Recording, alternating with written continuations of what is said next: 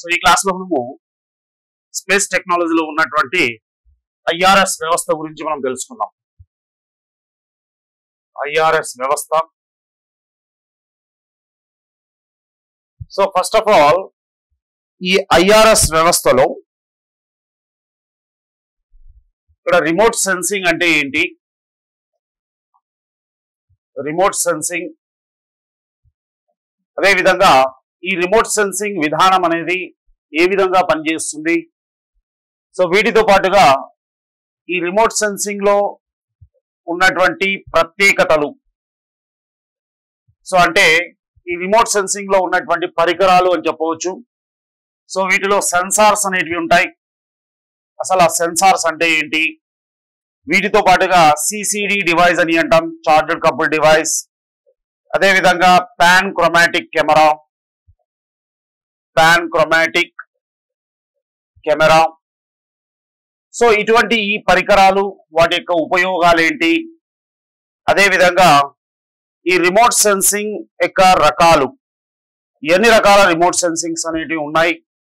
ఒకటి active remote sensing అని అంటాము, అదే విధంగా ప్యాసివ్ రిమోట్ సెన్సింగ్ యొక్క రకాలు, అదే విధంగా ఈ రిమోట్ సెన్సింగ్ యొక్క అనువర్తనాలు అనేటివి ఏమున్నాయి, అనువర్తనాలు. సో ఈ అంశాల గురించి మనము ఈ క్లాస్ లో డిస్కస్ చేద్దాం. సో ఇక్కడ ఐఆర్ఎస్ వ్యవస్థ అంటే Indian remote sensing satellite system అని అంటాము.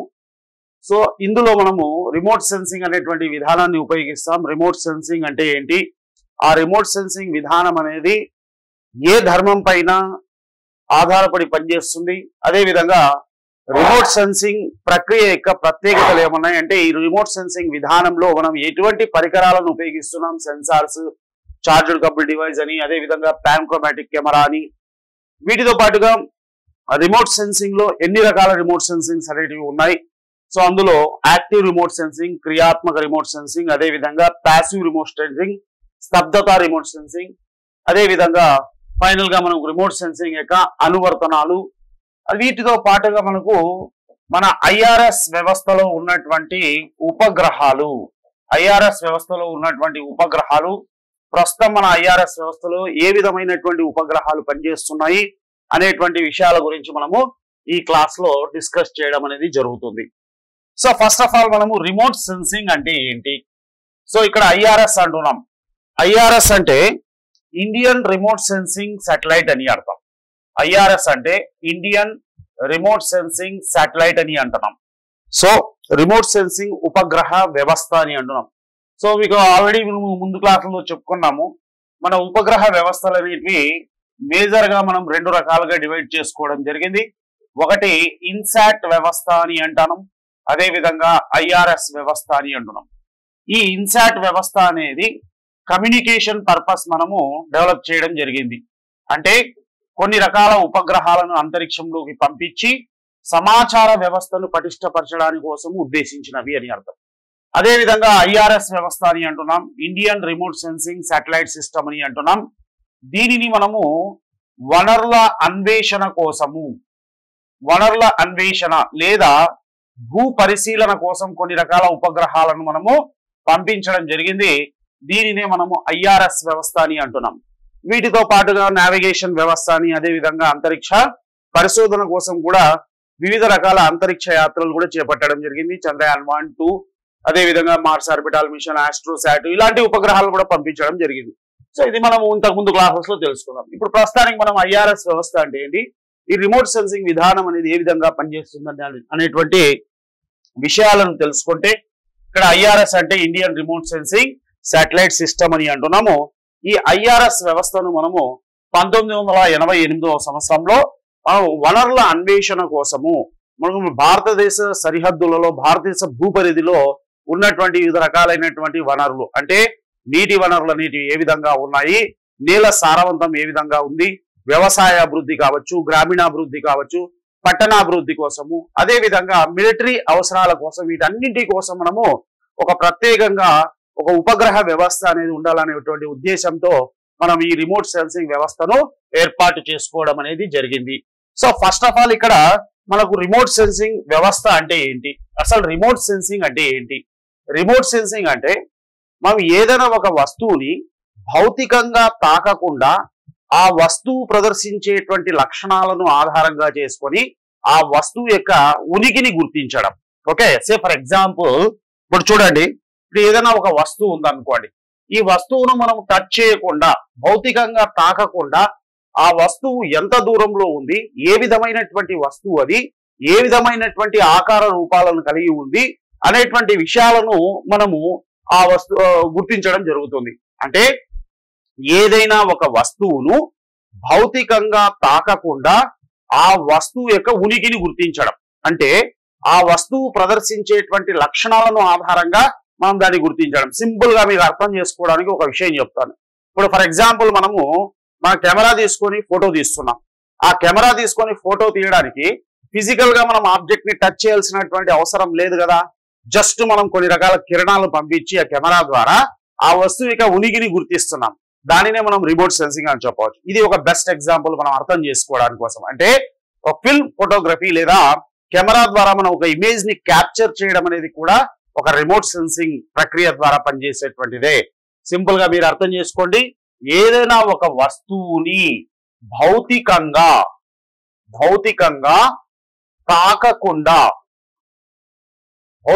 తాకకుండా వస్తువు ఉనికిని గుర్తించడం అని అంటాం. వస్తువు ఉనికిని గుర్తించడం.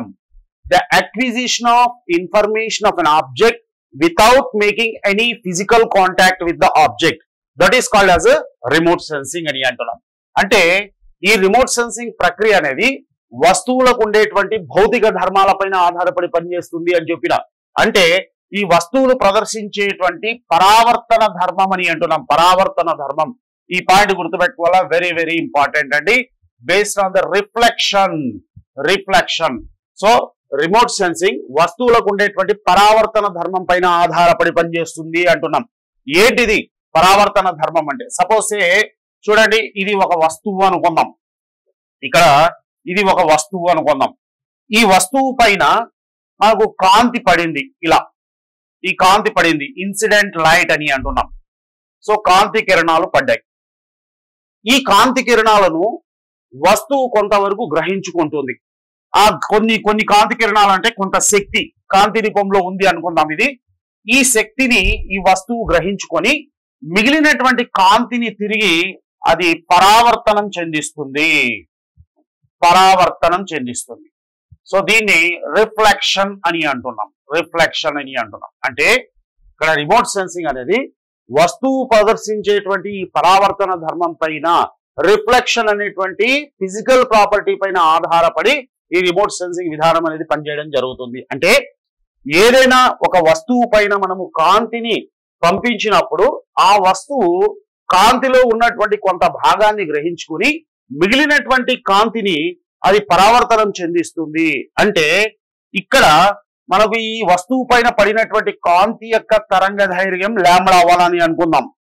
తరంగ దైర్ఘ్యం, దీన్నే మనం వేవ్ లెంత్ అని అంటున్నాం. Wave length. సో ఈ వేవ్ లెంత్ ని అంటే వస్తువు పైన పడినటువంటి కాంతి యొక్క తరంగ దైర్ఘ్యము λ1 అనుకుందాం.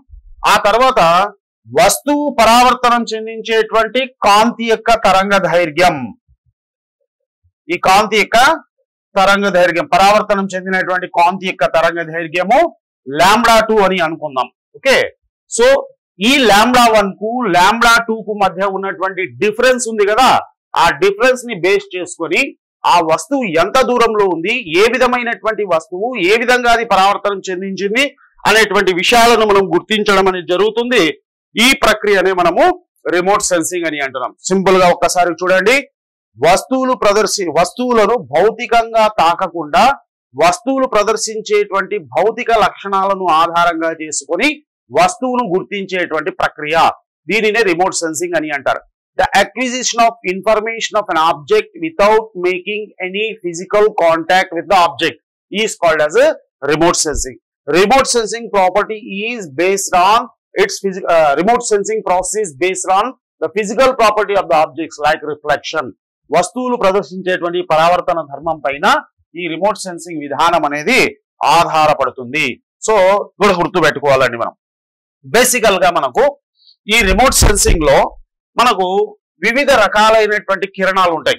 ఇందులో ముఖ్యంగా పరావరణ కిరణాలు, సూక్ష్మ తరంగాల యొక్క వర్ణపటం ఆధారంగా మనం రిమోట్ సెన్సింగ్ విధానం అనేది పనిచేయడం జరుగుతుంది. సో బేసికల్ గా ఇక్కడ పరావరణ కిరణాలు, సూక్ష్మ తరంగాలు అని అంటున్నాము. ఈ పరావరణ కిరణాలు, సూక్ష్మ తరంగాలు అంటే ఇప్పుడు కాంతి తీసుకున్నాం అనుకోండి. ఈ కాంతిని మనం ఏమంటున్నామంటే విద్యుదయస్కాంత తరంగాలు లేదా విద్యుదయస్కాంత వర్ణపటం అని అంటున్నాం. విద్యుదయస్కాంత వర్ణపటం. విద్యుదయస్కాంత వర్ణపటం అంటే ఎలక్ట్రోమాగ్నెటిక్ రేడియేషన్ అని అంటున్నాం. ఎలక్ట్రోమాగ్నెటిక్ రేడియేషన్ అని అంటున్నాం. సో బేసికల్ గా మనం సూర్యకాంతి తీసుకున్నాం. ఇది ఈ సూర్యకాంతిలో వివిధ రకాలైనటువంటి కిరణాలు ఉంటాయి, వివిధ రకాలైనటువంటి తరంగాలు ఉంటాయి. ఆ కిరణాలను లేదా తరంగాలను వాటి తరంగ దైర్ఘ్యాలు లేదా వేవ్ లెన్స్ ని బేస్ చేసుకొని అరేంజ్ చేయడము. అంటే that means the arrangement of these electromagnetic radiations based on the increasing of their wavelength or decreasing of their frequency అని అంటాం. అంటే ఈ విద్యుదయస్కాంత వర్ణపటంలో ఉన్నటువంటి వివిధ రకాల కిరణాలు, ఈ కిరణాల యొక్క తరంగ దైర్ఘ్యం తీసుకున్నాం అనుకోండి. తరంగ దైర్ఘ్యం ఇదంతా మీ అండర్స్టాండింగ్ కోసం చెప్తున్నామండి. తరంగ దైర్ఘ్యం అంటే లాంబ్డా. ఈ తరంగ దైర్ఘ్యము పైనుంచి కిందకి వెళ్ళామనుకోండి, తరంగ దైర్ఘ్యం ఏమవుతుందండి? పెరుగుతుంది. Okay, so it increases. అలా కాకుండా మనము పైనుంచి కిందకు వచ్చామనుకోండి, సో ఇలా కింద లేదా కింద నుంచి పైకి వెళ్ళే కొద్దీ వాటి యొక్క ఫ్రీక్వెన్సీ పౌనఃపున్యం అని అంటారు. పౌనఃపున్యం అనేది పెరుగుతుంది. అంటే ఈ సూర్యకాంతిలో ఉన్నటువంటి వివిధ రకాల కిరణాలు, సో ఫర్ ఎగ్జాంపుల్ మనము ఈ వివిధ రకాల కిరణాలు ఏవి ఉన్నాయనేది ఒకసారి చూస్తే చూడండి. కాస్మిక్ కిరణాలు, కాస్మిక్ కిరణాలు, గామా కిరణాలు, ఎక్స్ కిరణాలు, యువి అంటే అతి నీలలోహిత కిరణాలు, అతి నీలలోహిత కిరణాలు, విజిబుల్ దృగ్గోచర కాంతి, దృగ్గోచర కాంతి, అదేవిధంగా ఐఆర్ ఇన్ఫ్రారెడ్. ఐఆర్ అంటే ఇన్ఫ్రారెడ్ రేడియేషన్స్, దీన్ని పరారుణ కాంతి అని అంటాము. అదేవిధంగా మైక్రోవేవ్స్, మైక్రోవేవ్స్ వీటిని సూక్ష్మ తరంగాలు అని అంటాము. సూక్ష్మ తరంగాలు. అదేవిధంగా రేడియో వేవ్స్, రేడియో వేవ్స్ అంటే రేడియో తరంగాలు. ఇవన్నీ కూడా మనకు సూర్యకాంతిలో ఉన్నటువంటి కిరణాలు. ఈ సూర్యకాంతిలో ఉన్నటువంటి కాస్మిక్ కిరణాలు, గామా కిరణాలు, ఎక్స్ కిరణాలు, యువి అతి నీలలోహిత కిరణాలు, విజిబుల్ దృగ్గోచర కాంతి, ఐఆర్ ఇన్ఫ్రారెడ్ రేడియేషన్స్ పరారుణ కిరణాలు, మైక్రోవేవ్ సూక్ష్మ తరంగాలు, అదేవిధంగా రేడియో వేవ్స్ రేడియో తరంగాలు. సో వీటన్నింటినీ కూడా మనము వాటి యొక్క తరంగ దైర్ఘ్యాలను ఆధారంగా చేసుకొని లేదా వీటి యొక్క పౌనఃపున్యాలను ఆధారంగా చేసుకొని మనం అరేంజ్ చేయడం అనేది జరుగుతుంది. దీనినే మనం వర్ణపటం అని అంటారు. దీన్ని ఎలక్ట్రోమాగ్నెటిక్ స్పెక్ట్రమ్ అని అంటాం. Electromagnetic spectrum. స్పెక్ట్రమ్ అంటే ఈ కిరణాలను వాటి తరంగ దైర్ఘ్యాలు లేదా పౌనఃపున్యాలను ఆధారంగా చేసుకొని ఒక ఆర్డర్ లో అరేంజ్ చేయడం అన్నమాట. సో ఇది మీరు గుర్తుపెట్టుకోవాలండి. ఇది ఫిజిక్స్ సంబంధించినటువంటి ఒక బేసిక్ కాన్సెప్ట్ క్వశ్చన్. ఇక్కడ నుంచి కూడా మనం క్వశ్చన్ ఎక్స్పెక్ట్ చేయడానికి పాసిబిలిటీ ఉంది. ఈ క్రింది వాటిలో తరంగ దైర్ఘ్యాలను ఆధారంగా చేసుకొని విద్యుదయస్కాంత వర్ణపటంలోని ఆర్డర్ క్రమాన్ని గుర్తించండి లేదా పౌనఃపున్యాలను ఆధారంగా.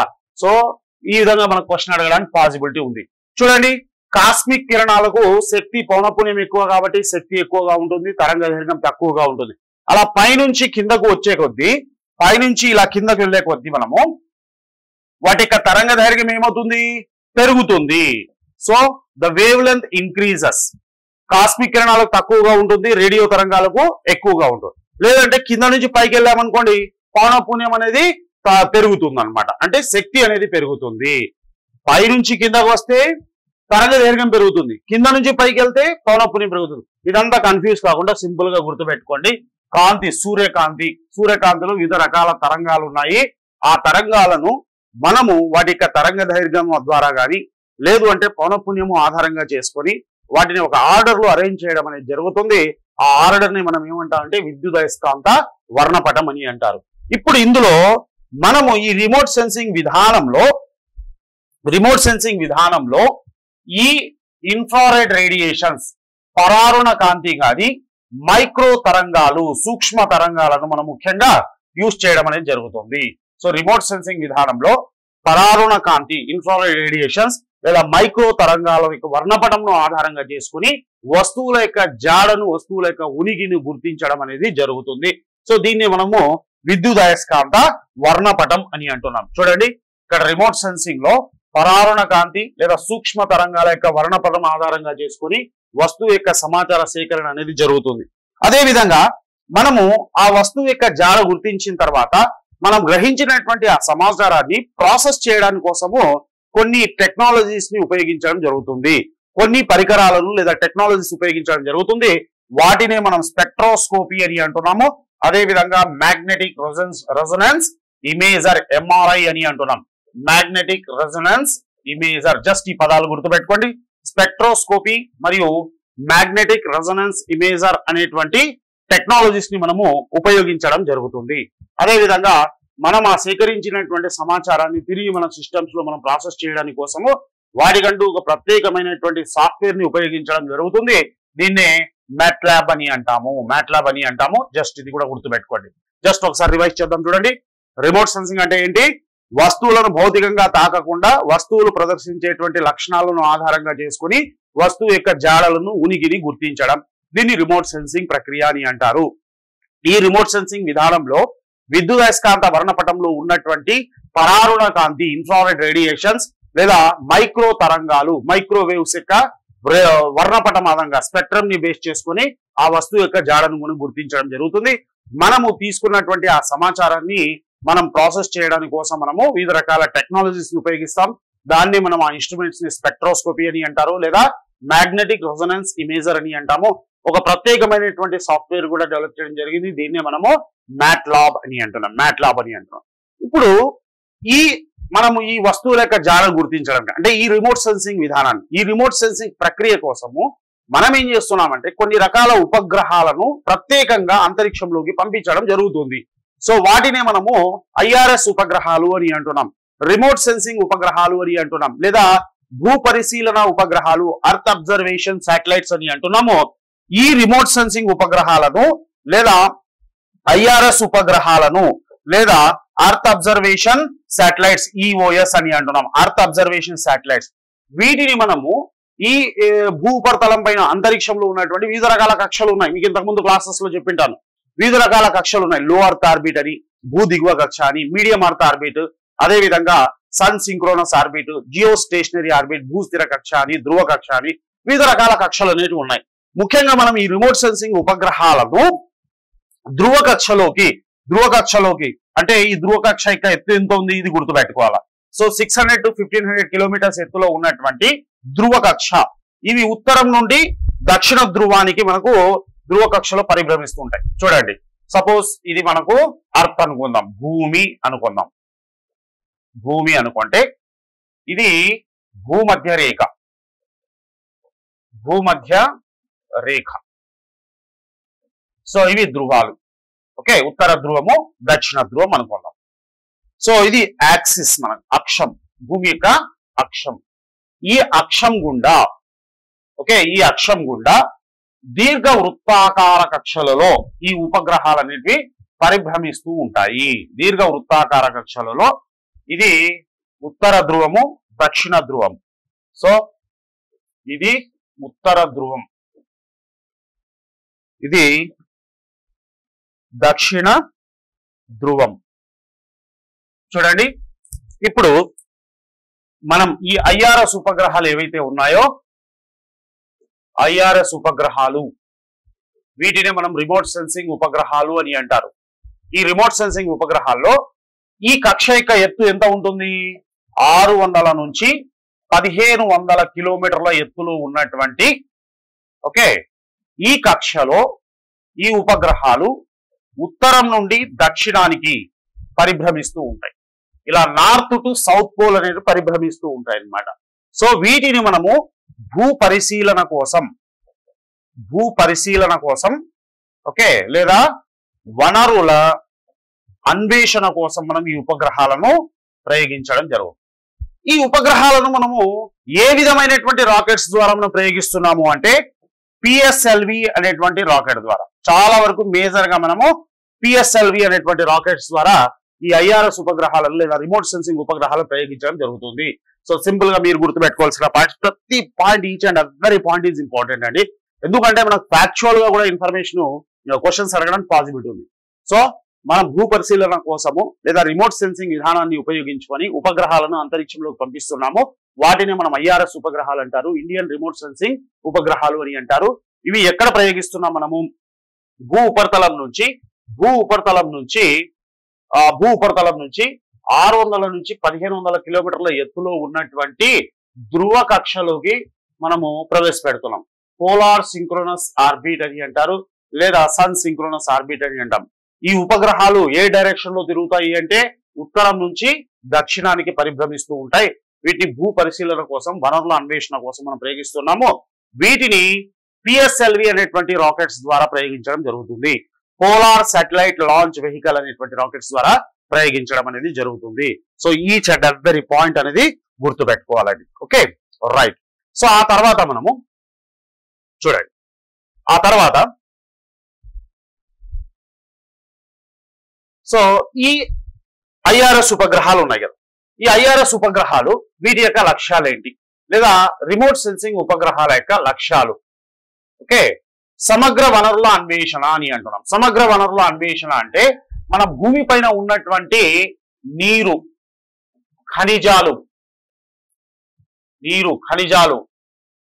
నేల సారవంతం, సాయిల్ ఫర్టిలిటీని అంచనా వేయడం, సో నీటి జాడలు కనుక్కోవడము, అదేవిధంగా వివిధ రకాల ఖనిజాల యొక్క అన్వేషణ చేయడము, నేల సారవంతాన్ని మనము గుర్తించడము, అదేవిధంగా సంబంధించినటువంటి వ్యవసాయాభివృద్ధి, ఈ వ్యవసాయాభివృద్ధికి సంబంధించినటువంటి అంశాలను అంచనా వేయడము, వీటన్నింటి కోసం మనము ఈ ఐఆర్ఎస్ ఉపగ్రహాలను ఉపయోగించడం జరుగుతుంది. అదేవిధంగా సముద్ర పరిశోధన అని అంటాం, ఓషనోగ్రఫీ అని అంటాం. సముద్ర పరిశోధన, ఓషనోగ్రఫీ, ఈ సముద్ర పరిశోధన కోసం మనం ఐఆర్ఎస్ ఉపగ్రహాలను ఉపయోగిస్తాం. అదేవిధంగా మానచిత్రాలను తయారు చేయడం అంటే మ్యాపింగ్ కోసం అని అంటాం. ఓకే, మనం సరిహద్దులు చూపించాలనుకుంటే ఆ సరిహద్దులు గుర్తించడానికి కోసము మనము చిత్రపటాలను వేస్తున్నాము, మ్యాపింగ్ అని అంటున్నాం. సే ఫర్ ఎగ్జాంపుల్ మన ఇండియా మ్యాప్ ఇలా వచ్చేసి ఈ మ్యాప్ ని మనము వేయడానికి కోసం, వీటన్నిటి కోసము మీ ఐఆర్ఎస్ ఉపగ్రహాలను ఉపయోగిస్తాము. అదేవిధంగా గ్రామీణాభివృద్ధిలో, వ్యవసాయాభివృద్ధిలో మనము ఈ ఐఆర్ఎస్ వ్యవస్థను ఉపయోగించడం అనేది జరుగుతుంది. సో బేసికల్ గా మనకు రిమోట్ సెన్సింగ్ అనేటువంటి విధానం ద్వారా మెయిన్ గా మనము వనరుల యొక్క అన్వేషణ చేయడం జరుగుతుంది. నేల కావచ్చు, నేల సారవంతం కావచ్చు, నీటి జాడలు కనుక్కోవడం కావచ్చు, ఖనిజాల లభ్యత కావచ్చు, ఇతరత్ర అంశాలు.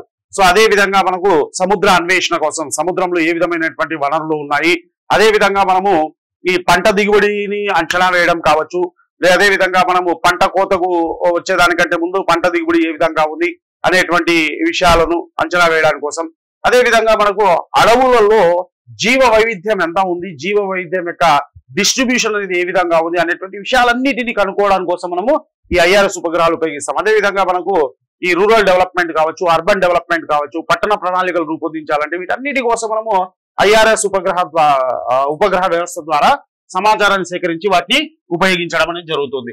సో బేసికల్ గా మనము ఈ రిమోట్ సెన్సింగ్ శాటిలైట్స్ ద్వారా పంపించబడినటువంటి సమాచారాన్ని లేదా సర్వీసులను national natural resources management system NNRMS అనేటువంటి సంస్థ నోడల్ ఏజెన్సీగా పనిచేస్తుంది. అంటే రిమోట్ సెన్సింగ్ శాటిలైట్స్ ద్వారా మనం పంపించబడేటువంటి సమాచారాన్ని కూడా దాన్ని సేకరించి వాటన్నిటిని కూడా మనం మానిటర్ చేయడానికి కోసము NNRMS అంటారు, national natural resource management system. NNRMS అనేటువంటి సంస్థ ఒక నోడల్ ఏజెన్సీగా పనిచేస్తుంది. ఇది మనకు ఈ అంతరిక్ష విభాగము డిపార్ట్మెంట్ ఆఫ్ స్పేస్ ఆధ్వర్యంలో పనిచేయడం జరుగుతుంది అన్నమాట. సో బేసికల్ గా మనకు ఈ రిమోట్ సెన్సింగ్ ద్వారా పంపించినటువంటి సమాచారం ఏవైతే ఉందో దాన్ని ప్రాసెస్ చేయడానికి కోసం మనకు హైదరాబాద్ లో ఒక ఆర్గనైజేషన్, ఒక సంస్థ అనేది ఉంది. ఇది ఇంపార్టెంట్ అండి, గుర్తుపెట్టుకోవాలా. దాన్నే మనం NRSA అని అంటారు, నేషనల్ రిమోట్ సెన్సింగ్ ఏజెన్సీ అని అంటారు. ఇది ఇంపార్టెంట్. ఎక్కడ ఉంది అని అడుగుతాడు. ఇది హైదరాబాద్ లో ఉంది. NRSA అని అంటారు, నేషనల్ రిమోట్ సెన్సింగ్ ఏజెన్సీ అనేది ఈ IRS ఉపగ్రహాల నుంచి వచ్చినటువంటి సమాచారాన్ని ప్రాసెస్ చేయడానికి కోసం దాన్ని ఉపయోగించడం అనేది జరుగుతుంది. సో బేసికల్ గా ఓవరాల్ గా మనము ఈ IRS ఉపగ్రహాలను వివిధ రకాల అవసరాల కోసం ఉపయోగిస్తాం. మెయిన్ గా వనరుల అన్వేషణ కోసము, సముద్ర అన్వేషణ కోసము, అదేవిధంగా గ్రామీణాభివృద్ధి, పట్టణాభివృద్ధి కోసము, మ్యాపింగ్, కార్టోగ్రఫీ అని అంటారు, కార్టోగ్రఫీ కోసం, వీటన్నిటి కోసం ఉపయోగిస్తాం అనమాట. NNRMS national natural resource management system అనేటువంటి సంస్థ సో ఈ IRS ఉపగ్రహ వ్యవస్థకు సంబంధించినటువంటి నోడల్ ఏజెన్సీగా పనిచేస్తుంది. ఇది డిపార్ట్మెంట్ ఆఫ్ స్పేస్ ఆధ్వర్యంలో పనిచేయడం జరుగుతుంది. అదేవిధంగా మనకు ఈ IRS ఉపగ్రహాలు పంపించినటువంటి సమాచారాన్నింటినీ కూడా మనం ప్రాసెస్ చేయడానికి కోసము NRSA అనేటువంటి ఆర్గనైజేషన్ హైదరాబాద్ లో ఉంది. నేషనల్ రిమోట్ సెన్సింగ్ ఏజెన్సీ అని అంటారు. ఇది హైదరాబాద్ లో ఉంది. ఇది గుర్తుపెట్టుకోవాలండి.